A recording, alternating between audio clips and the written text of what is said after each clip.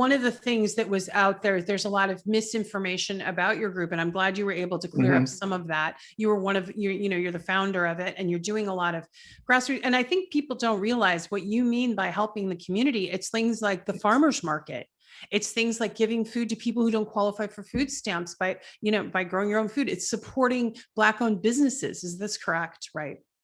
And I think that's really important because we're not trying to create another charity entity, a charity, institutionalized charity. What we are trying to do is bring actual development to the community. And development can't come under circumstances exactly as they are, that is, using the mechanism generally afforded to the community. So development comes in competition with the system itself.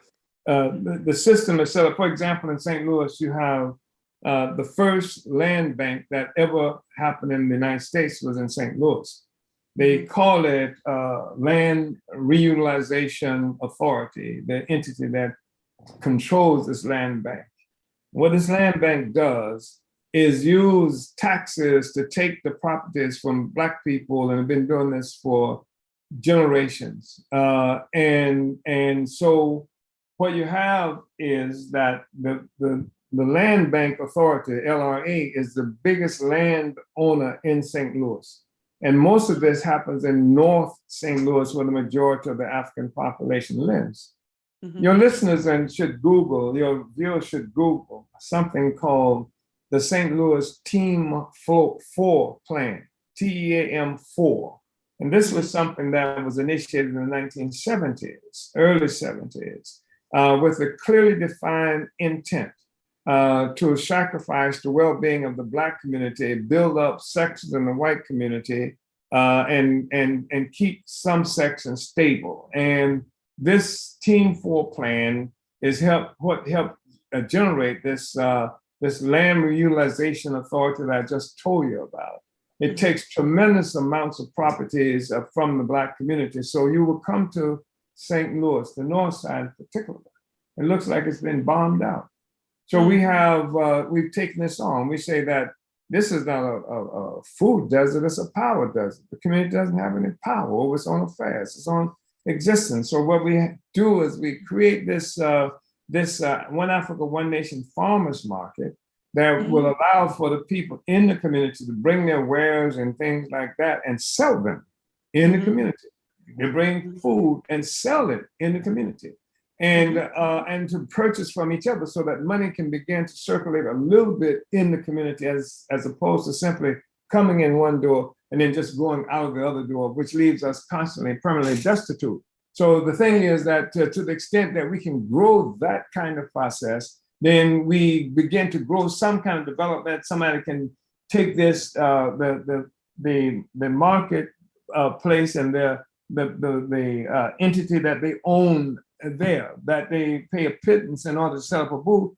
This can function as an incubator for the development of that business. So that business that's selling hula hoops that they make, or that business that's selling pickles that they've jarred and et cetera, starting off right there, selling inside the community, they learn how to do it. And then they can go and set up their own brick and mortar at some juncture should they decide to do it. And they can raise enough money doing that because they don't have to pay much to do the booths that we have here. So that's like one of the things that we're doing. And I mentioned to you the doula program. We just trained something like 20 young African women to be doulas. I told you the conditions with African babies there. There's no money in there for us. The fact is that these women now can affect the safe births for African women and children here in St. Louis. That we saw the children on another sector, impoverished sector of the community, as always happened in our community. They're playing basketball, makeshift basketball in the streets. So we raised the money ourselves. The city didn't do it, the government. We raised, and reparations payment coming from some white people. We raised more than $100,000 to put a basketball court down. It's a first-rate basketball court. It's going to have bleachers. It's already done in terms of the backboards and stuff like that, but fencing around a beautiful basketball court. I mean, so we do actual development, and the community is able to have another view of itself, different from that which is imposed on it from outside forces who control the economy and the politics of our community. That's kind of sort of the stuff that we've done here, and we've done it in other places, like in St. Petersburg, Florida. No Black radio station there. We put it there, for the community and what have you. And it's a nonprofit radio station, so it's not making money, like that. So it's for the community, and people can anticipate learning how to do radio because it's their young people. They can learn how to do radio and other things, and also how to produce shows. That's amazing. So it sounds to me like you're giving your community, well, it's providing dignity, right? Like, and that's what workers we are all being robbed of our dignity. It is. And that's allowing, because there's this movement now of criminalizing hopelessness. That's the photo up there. That's the young woman Akila Nai who was robbed of her phone. She's in St. Petersburg, Florida, who's over the newspaper. And, let's run that. Reef, do you want to run that video really quick? It's a short clip, I think. Intervention in the elections. They say it's an undemocratic process. What does the U.S. know about genuine democracy when it takes the ability for African people to feed, clothe, and house ourselves on a daily basis? You want to talk about destabilization? Talk to Nicaragua, talk to Venezuela, talk to Cuba, talk to Russia, and ask about undemocratic processes. That's what we're engaged in right now. And they are attempting to attack this organization. They are attempting to isolate the Black Power movement. That's what they are attempting to do. And we can have relationships with whoever we want. See, whoever we see fit possible to make this revolution possible, we will have a relationship with them. If you are working with the Russian government, we're not concerned at all that the U.S. is working with every colonial government in the world, and nobody is saying a damn thing about what the U.S. is doing in Africa. What they don't raid the homes and ask white people any questions after they come back from Israel, where they're murdering Palestinian people every single day. They don't flash bomb their homes. They don't send the police there, even though they went into international waters in a place where they are killing Palestinians on a daily basis. Nobody is asking them any questions about their affiliation. The U.S. is affiliated with all the undemocratic forces around the world attempting to oppress African and other colonized people. Why not? Yes or no? Did you accept Russian money as part of your campaign? You are trying to make this discussion about something that it is not. You want to know what this real problem is about? If you are genuinely interested to know what this situation is about, not live in fancy land about whether or not I accepted money from Russians, this is real. Not the way you want to see it, not the way you want to control the narrative. What I'm talking about right now is that they're using Russia as a part of a propaganda tool against the people to turn you away, to first of all, win your unity with the U.S. government. The U.S. government has no ability to answer any of your questions. None. It can't solve any of your problems, and they tell you that it's Russia's fault. Russia is not in your community causing you to starve. Russia is not in your community pushing you out. Russia is not the St. Pete Police Department that killed Tyronn Lewis in 1996. It was not Russia. It was the U.S. government that did that. Thank you. Yeah. Powerful. That's Akile Anai.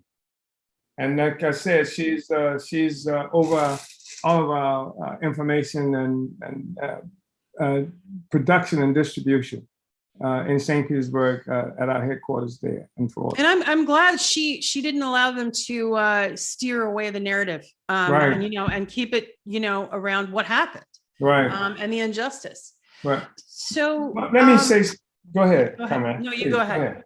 No, you go ahead. Yeah, I just think it's really important.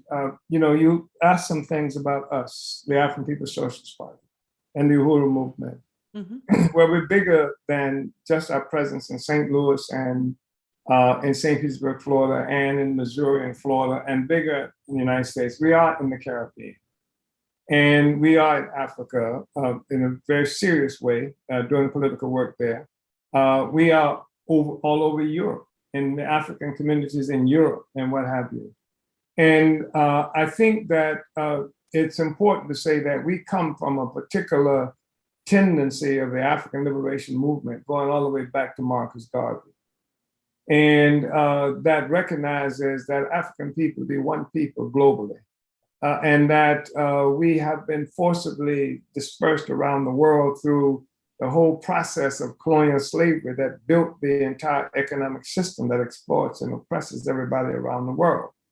It is what Karl Marx referred to as the primitive accumulation of capital that was the starting point, that he said constituted turning Africa into a warren for the commercial hunting of black skins. And he said how what he characterized as wage slavery in Europe, requiring as a pedestal slavery pure and simple in what he called the New World. And this is the origin of this colonial, this whole capitalist system. He referred to this primitive accumulation of capital. We're saying that what he was looking at is a new mode of production that came into existence, that has locked the entire world into this relationship of parasitic social systems sucking the resources and blood as a natural form of its existence. And I mentioned all these places where we're located because the United States government has clearly identified three strategic kinds of enemies. Russia obviously is one of them. China is one, and that is coming more and more to the surface for people who may not have been aware of it for a long period of time. And Africa. Africa is one, and Africa is seen as this entity that should forever provide resources. It's seen as this inert kind of entity that predators can prey on and suck the blood and resources out forever. And what has happened is, and I say Africa is central to this as well, when you look at Kendrick Meeks, I think his name is Kendrick, but this Meeks guy, he's out of New York, he's a congressperson. And the Congress, the House of Representatives has passed some kind of law that has yet to be adopted by the Senate, but I won't be surprised if it should, because it calls for punishing all of Africa that refuses to unite with the US goals in Russia, and then all of what they refer to as the diaspora, the Black diaspora, which would include me and people like me, and not just, but in other countries as well. This is the so-called African diaspora is targeted by Meeks's thing. This is now the House of Representatives passed this. And then at the same time, what you see happening is United States Marines, for the first time in its 246-year history, has given a 4th star to a Black man, to an African. And they have tasked him with overseeing the Africa Command, which has the responsibility of controlling Africa, not only to prevent African people ourselves from rising up, but also in the contest that the United States is engaged in with Russia, and particularly China in Africa. China is the fastest growing economic force in Africa today. I'm not saying this with some kind of braggadocio, but I'm saying now we're looking at contests that's happening here that involves Black people in Africa. And then the New York based, the FBI, the same one that we're talking about, 1969. And before that had to put forth what it called its counterintelligence program to deal with Black nationalist hate groups. 1969, it declared the Black Panther Party the greatest threat to the internal security of the United States. They killed a lot of Panthers.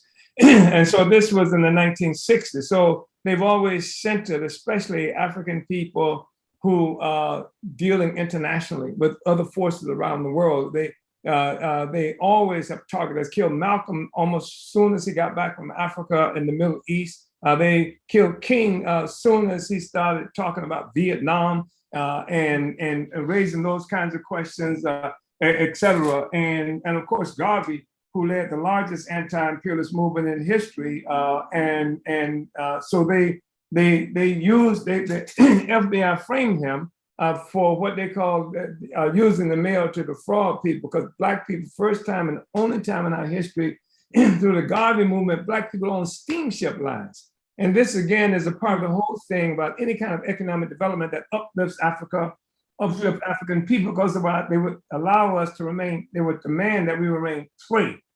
Just the resources to be sucked out of Africa, and there's not a modern device that anybody uses in any society today that doesn't come from Africa, depend on Africa, resources from Africa. So to keep Africa divided, to keep Africa oppressed and to prevent something from happening like what Marcus Garvey had envisioned when he was trying to do. And that's part of what puts us in the crosshairs, this whole question, this whole war that's being made against Africa and to maintain the status quo. And this arrangement, this global arrangement that's predatory, parasitic. And then you look at the guy who is the Secretary of Defense for the first time in history, a Black man, a former General Lloyd Austin. So Africa, Russia, and the outgoing head of AFRICOM has identified the problems that they have to deal with is what they call violent extremism in Africa and this issue of the intervention of Russia and China. So you see, and then Meeks was, by the way, the guy who put this bill in the House. He was with Pelosi when she went to Taiwan.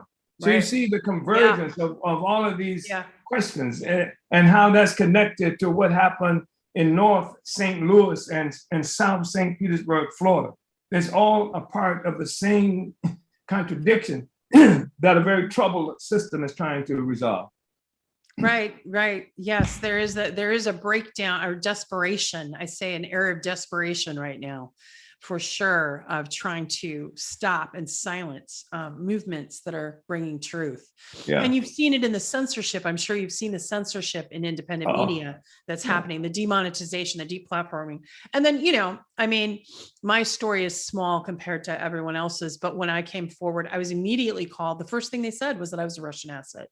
I grew up, I was born in California and grew up on a farm in Wisconsin. My great grandmother was in the suffragette movement. You know what I mean? Like I'm not Russian and I don't know where that came from, but that's the go-to for anything to try to villainize, to try to marginalize, to try to silence, to try to suppress, and to try to give an excuse to use, things like the Espionage Act, like what they're doing to Julian Assange, who's Australian, who's not even American. And who embarrassed the empire because he exposed the war crimes and he did his job as a journalist, actually. And for that, we're watching a slow motion execution, play out.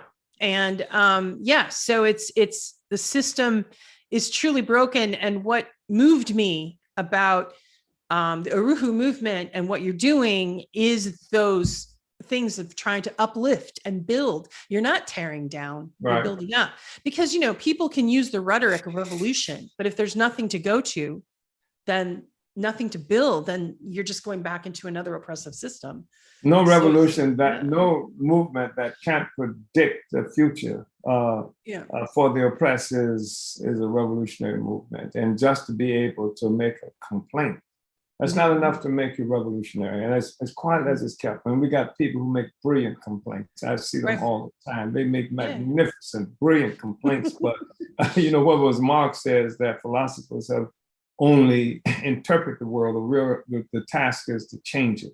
And so that's the thing that has to happen. And in any genuine revolutionary movement, when you talk about negating this system, it's not just a matter of saying no. It's negation really means no because of this development that we are bringing forth. It's not just saying no. It's saying no to the past and yes to a future that's definable. Yes. Very good. Very good.